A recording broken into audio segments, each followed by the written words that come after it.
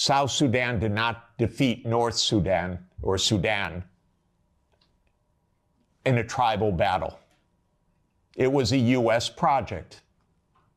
I would go often to Nairobi and meet U.S. military or senators or others with deep interests in Sudan's politics. This was part of the game of unipolarity. So the NATO enlargement, as you know, started in 1999 with Hungary, Poland, and the Czech Republic. And Russia was extremely unhappy about it. But these were countries still far from the border.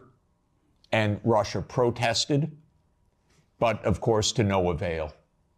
Then George Bush Jr. came in. When 9/11 occurred, President Putin pledged all support. And then the U.S. Decided in September 20th, 2001, that it would launch 7 wars in 5 years. And you can listen to General Wesley Clark online talk about that. He was NATO's Supreme Commander in 1999. He went to the Pentagon on September 20th, 2001.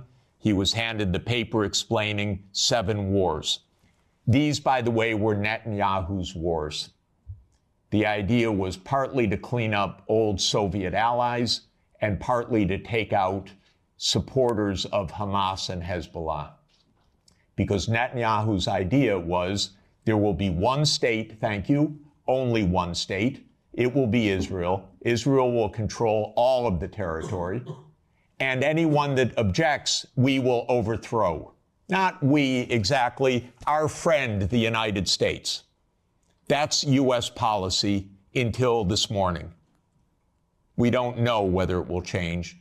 Now, the only wrinkle is that maybe the U.S. will own Gaza instead of Israel owning Gaza. But the idea has been around at least for 25 years.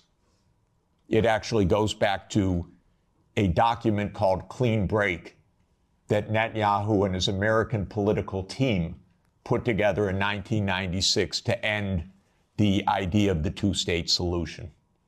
You can also find it online. So these are projects. These are long-term events. These aren't, is it Clinton? Is it Bush? Is it Obama? That's the boring way to look at American politics, as the day-to-day game, but that's not what American politics is.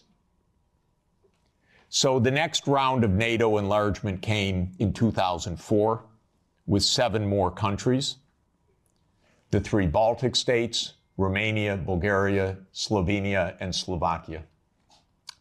At this point, Russia was pretty damn upset.